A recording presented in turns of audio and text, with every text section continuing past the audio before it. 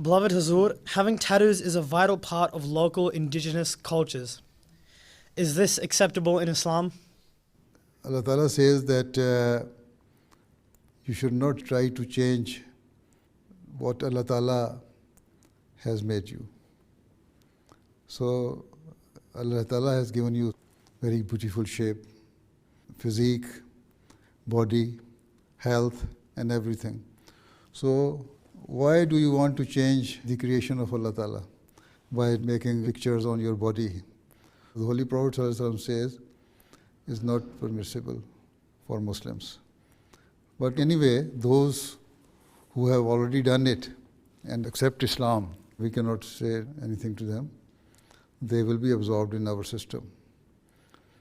And there are quite a number of concerns with regards to it, that after a certain age, their tattooing becomes disfigured. And then they try to remove it, and they cannot remove it. There are certain type of tattooing which is permanent, and sometimes it is temporary. So both of them are not allowed in Islam.